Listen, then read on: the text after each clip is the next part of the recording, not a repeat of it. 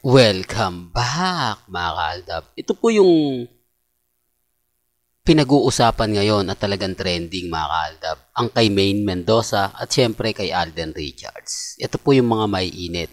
Meron daw pong shooting si Maine Mendoza o bagong show. Ito nga po yung kumakalat po sa Facebook mga kaaldab. At syempre bago yung pag-usapan natin, dito po muna tayo kay Alden Richards. Official na nga po raw na nililigawan ni Alden si Catherine Bernardo. Para lang po may resibo kasi yung iba wala naman Mr. Destiny, hindi ko naman nakikita.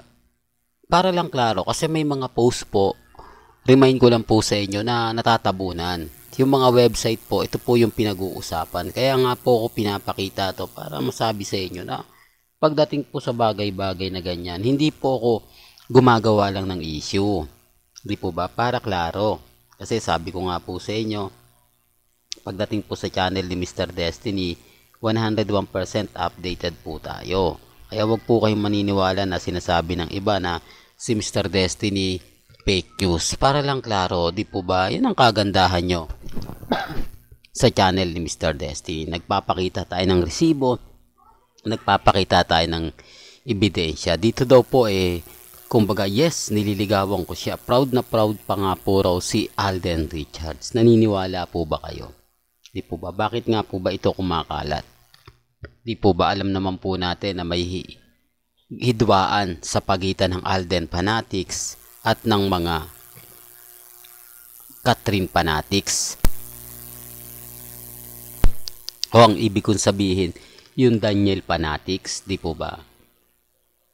Sinasabi ko lang po ito para lang po sa kaalaman ng lahat na mayroong malaking hidwaan sa Katnil at Alden fanatics. Sinabihan po kasi si Alden na manggagamit, bakla, di po ba, para kasi lumalabas na binuhat daw po ni Alden si Kat ng mga panahon na pelikulang Hello Love Goodbye, di po ba?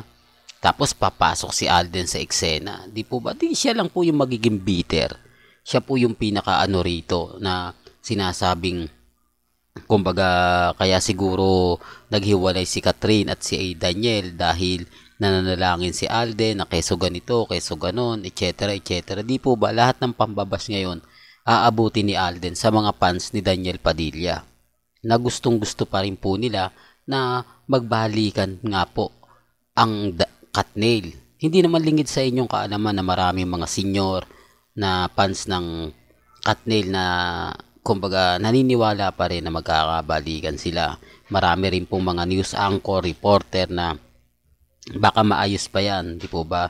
Kasi may mga time na kailangan po nilang mag-move on, bigyan ng space ang isa't isa, pero sa bandang huli, marirealize din po nila na sila po talaga yung para sa isa't isa, di po ba?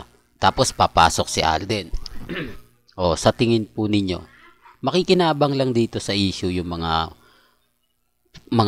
management kasi gagawa nga po sila ng pelikula, hindi po teleserye, pelikula gagawin po nila kung sakasakali. Yan nga po yung Hello Love Goodbye, nasa Singapore naman daw po. Kumbaga sasagawa, dati sa Hong Kong, di po ba? Ngayon Singapore naman. Grabe, no? Updated na updated talaga si Mr. Destiny. Sabi ko nga po sa inyo mga kaaldab, dito sa channel natin, lahat po ng mga gusto nyo pong mapanood, mapakinggan, relax lang po kayo. Punta lang po kayo sa channel natin. Lahat naman po yung pinag-uusapan natin. Pabor man o hindi, kailangan malaman po ninyo. Di po ba? Well ba? Bago tayo pumunta kay Maine Polkerson, kung bago ka lang sa channel na to, at isa kang true-blooded Aldab Nation na nagmamahal po kila Mengay at Isoy, tama po ang channel na pinuntahan mo, kaya consider na po kitang bagong subscriber at wag mong kalimutang i-share ang mga video po natin sa mga mami, sa mga titas at sa mga senyor.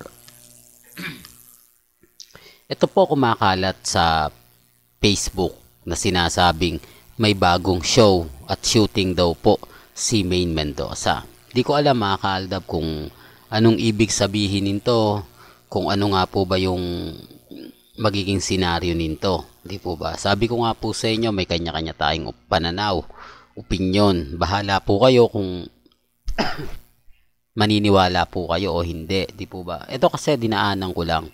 Sabi ko nga po sa inyo, si Mr. Destiny, marami po tayong update na nakukuha. Yan ang isa sa pagkakaiba ng R-Main sa Aldab Nation. Yung R-Main kasi wala po talagang ganap.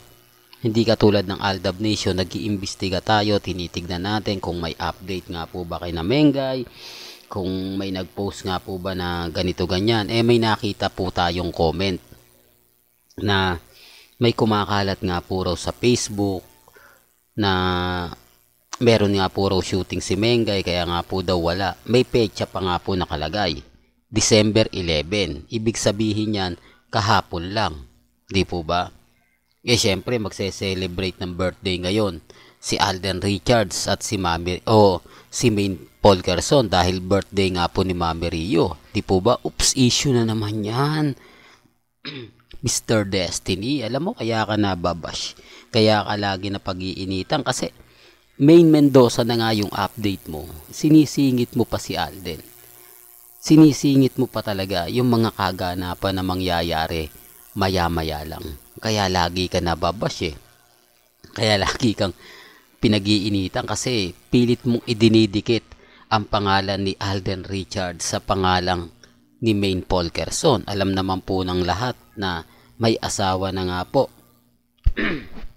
si Main Mendoza at yun nga po ay si Congressman Arjo Atayde. Remind ko lang po yung kasal serye lang po yun. Wala pong kumbaga makapagsasabi na legit, di po ba? Kasi kung titignan nyo, wala pa rin po silang ganap. Si Ibiang na dating tuwan-tuwa nung hindi pa kinakasal, sila Mengay at si Congressman Arjo, ang dami na pong sinasabi. Kaliwat kanan ng interview, kaliwat kanan yung sinasabing gusto na magkaroon ng apo o gusto na magkaanak sila Mengay at si Congressman. Di po ba? Totoo naman po yung sinasabi ko eh. Ayaw lang nilang pag-usapan pa kasi nga po medyo na tinatamaan talaga ngayon si Ibiang kasi buntis na si Maha no? Nauna pa yung nauna pa yung nananahimik kaysa yung isang daldal ng daldal. Hindi po ba? Ang pinupunto ko, nag-ingay si Ibiang pero iba yung lumobo yung tiyan. Di po ba? Nasaan na yung angas niya? Nasaan na yung pag ini-interview? Siya po yung unang nagpapabida. Bakit hindi po magawang interviewin siya ni Christopher Min? Close daw po niya yon. Bakit hindi siya interview ni Ogie Diaz patungkol sa mga issue na matanda na si Congressman Arjo pero wala pa rin silang balak? Di po ba? Sinasabi ko lang po ito para po sa mga nagko-comment, para po sa mga dumadaan sa channel natin, sa page natin, na kung makapag-react, akala mo maraming alam, akala mo halos lahat alam, pero pag tinanong mo naman, hindi naman sumasagot. Hindi po katulad ko. Hindi po ba? Kita nyo naman pag ako nagbigay ng update, 101%. Hindi po ba? Gaya nga po ngayon, eto, yung ibang main fanatics hindi ito alam. Hindi po ba? Siyempre, hindi naman po sila kumbaga naghahanap nag-aantay lang po sila ng ibatuhin sila ng post. Tignan nila yung post ni Congressman Arjo, tignan nila yung post ni Mengay, tignan nila yung post ni Ibiang. Doon lang naman po sila bumabase. Doon lang naman po talaga sila tumitingin, sa totoo lang. Hindi po katulad natin, hindi po katulad ko na marami po talaga tayong ganap. Marami po talaga tayong update. Ayaw lang po talaga nila na may mga bagay-bagay nga po na pinapaliwanag ako. Bitter daw po kasi ako Kumbaga puro pabor lang daw po sa Aldab yung sinasabit, pinapaliwanag ko. Well, may kanya-kanya tayong opinion. Di po ba? Bahala na po sila. Basta sa akin, kung ano lang po yung latest, kung ano lang po yung trending, doon lang po tayo. Po ba? Well, hanggang dito na lang po ang ating latest updates. Kaya kung gusto nyo pa po ng mga latest at sariwang balita, tumutok lang po kayo dito po sa channel ni Mr. Destiny para updated po kayo sa mga bago at sa mga latest po na i-upload po natin. maya-maya lang. Hanggang sa muli, salamat po sa panonood at pakikinig.